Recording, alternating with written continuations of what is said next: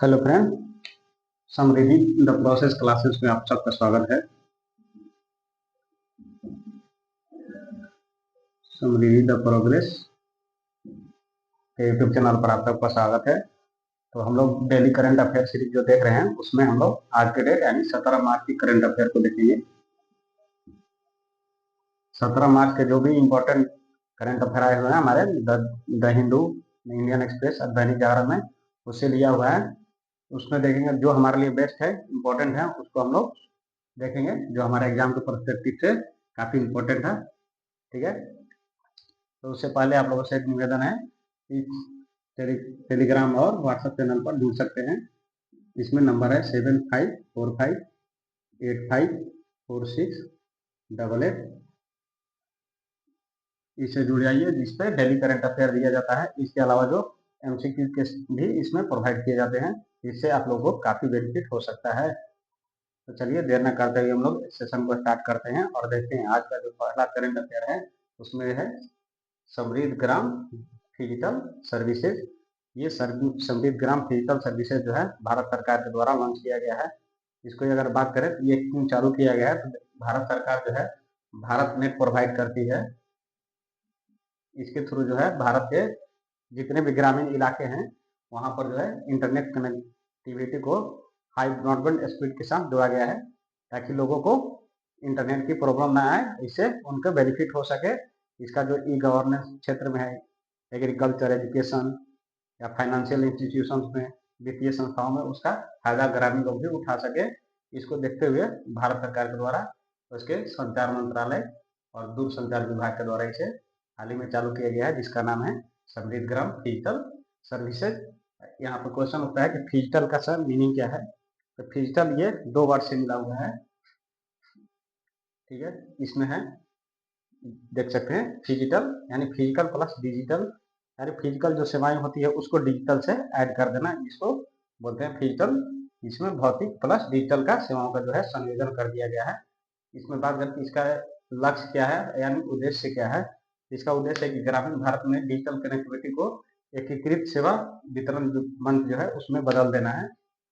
यानी जो हमारे जैसे गाँव में होता है कि भारत सरकार के द्वारा जितने भी प्रोग्राम चालू किए जाते हैं डायरेक्ट बेनिफिट ट्रांसफर का, उसमें कोई लूप खोलना है। इसको देखते हुए सरकार ने यह तय किया है कि एकीकृत सेवा वितरण मंच में जितने भी डिजिटल कनेक्टिविटी का है इनको ऐड कर दिया जाए। और इसको किससे ऐड किया जाएगा, भारत नेट से।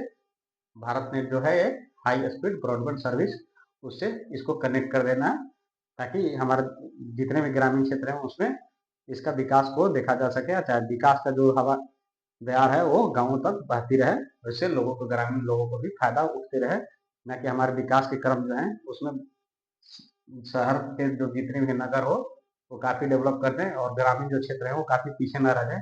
इस तरह देखा जाए तो ये काफी अच्छा पहल है।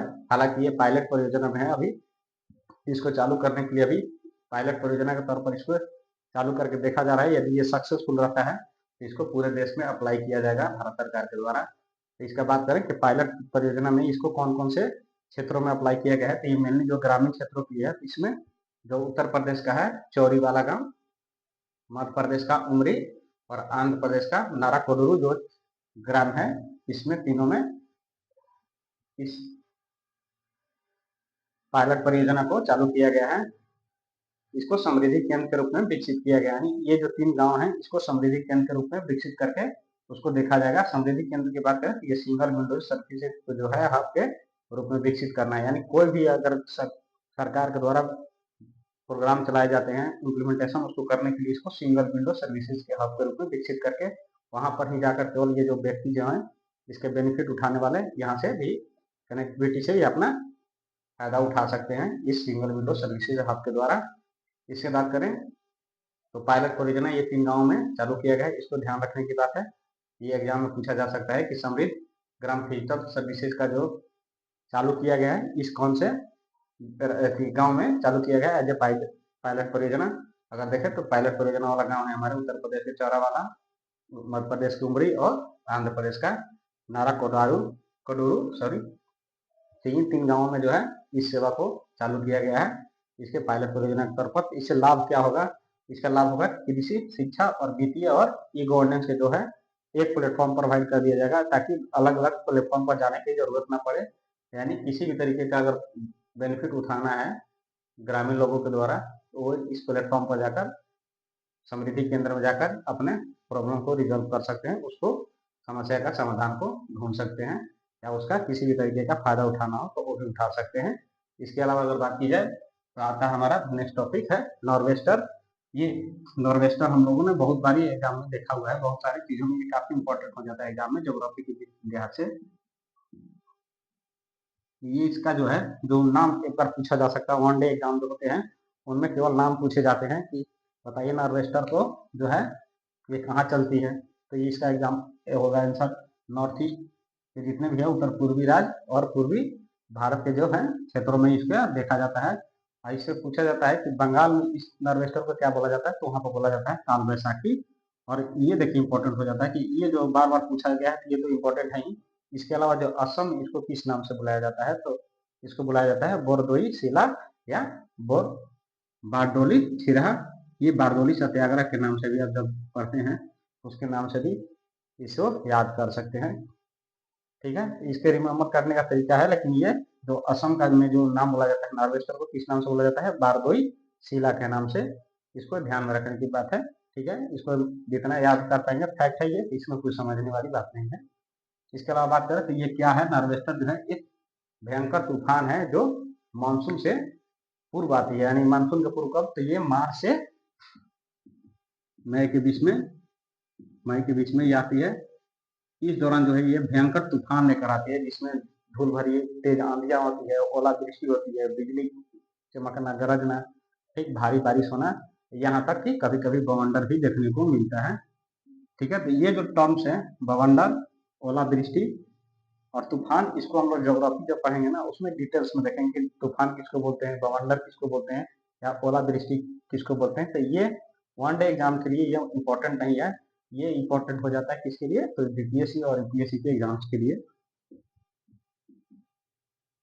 ठीक है, तो इसको हम लोग उतना ना देख के हम लोग क्या देखेंगे, बस इसका जो ऊपरी व्यू है, यानी ऊपर ऊपर से देखेंगे कि हमारे वन डे एग्जाम के लिए कौन सा इंपॉर्टेंट है, इसका देखिए। तो इसका अगर बात करें नॉर्वेस्टर का, जब आती है इससे क्या कोई फायदा या नुकसान दिखता है, इसे देख के लगता है कि भारी बारिश होता है, बिजली होती है, गरजना होता है, इसका ओलावृष्टि होती है, धूल भरी आंधियां चलती है, तूफान चलती है।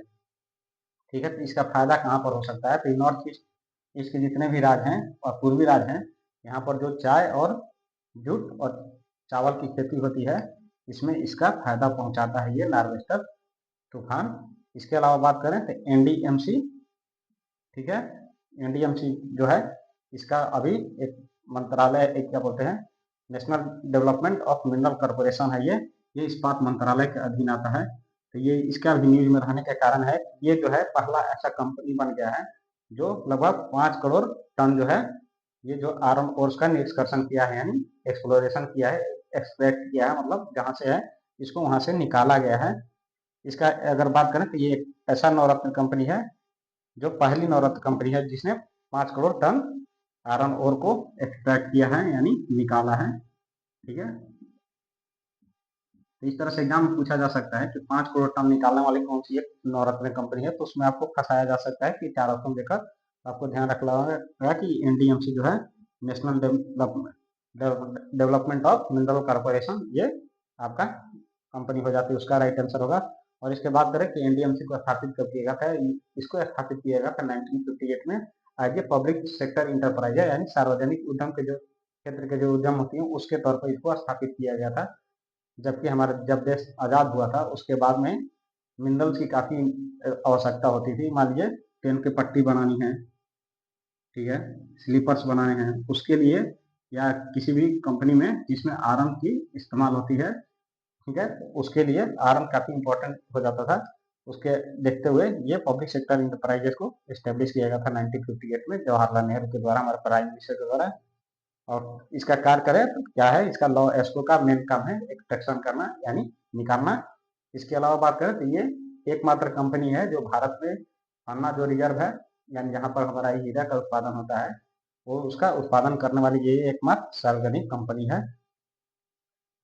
ठीक है, तो देखते हैं नेक्स्ट टॉपिक।